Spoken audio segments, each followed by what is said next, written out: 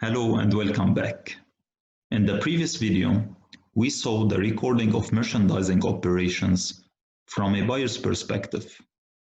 In this video, you will learn how to record the merchandising operations from a seller's perspective. More precisely, you will learn how to record the sales of merchandise. In order to record the sales of merchandise, it's a two-step process. The first step is to record the revenue, because when we are selling this merchandise, we have revenue, and we can sell it for cash or on account. When it's for cash, we have cash in debit, or if it's on account, we're having accounts receivable. And we know the revenue, it's credit. The second step is to record the expense or the cost of goods sold. And since we are using a perpetual system, it means the inventory should be updated. And in this case, when we are selling, the inventory is decreasing. This is why we're having inventory credit.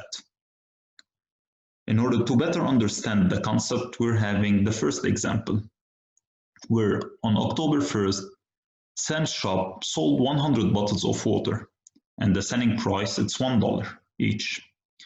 To Mary's office on account. We are assuming that each bottle of water costs Sam 50 cents.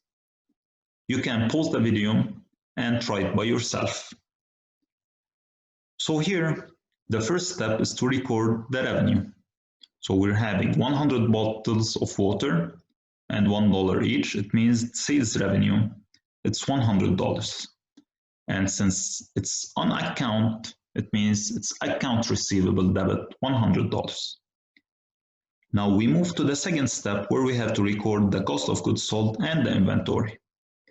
So the inventory is being reduced, and each bottle, it costs Sam 50 cents. So 100 times $0.5, it means it's $50. So the cost of goods sold, debit $50, and inventory, it's credit $50, because the inventory is decreasing. The second example we're having, it's on October 10, Mary paid Sam on the last day of discount, and the credit term is 5, 10, and 30. It means 5% if paid within 10 days, and it should be paid within 30 days. Prepare the journal entry Sam's shop makes to record its October 10th payment. So here, the first step to do is to calculate the discount amount, since Mary is eligible for this discount and she paid within the 10 days. So here, the discount, it's 5%. So 5% of the $100, it means it's $5. So in order to record the discount, first we have to record the cash that we are receiving. We are receiving $100 minus $5, which is the discount. So we are receiving at Sam's shop $95. And the discount amount, it's sales discount, it's $5, and it's in the debit. And the accounts receivable, it's credit, because now the invoice is settled by Mary. Now the sales discount, it's a contra-revenue account, like the sales returns and allowance. Its normal balance, as we can see here, is debit. So Sam's shop uses this account instead of debiting sales revenue to disclose the amount of cash discounts taken by customers. And we're having here the example where we have to prepare the entry Sam's store would make to record the credit for returned goods, 20 bottles of water, assuming the goods were not defective. It means Mary returned 20 bottles of water to Sam's. So here, it means we have to reduce or to deduce the sales, and we're having the account sales return and allowance, and also it's a contra-revenue account. So this is why sales return and allowances, debit $20, and account receivable, it's credit $20.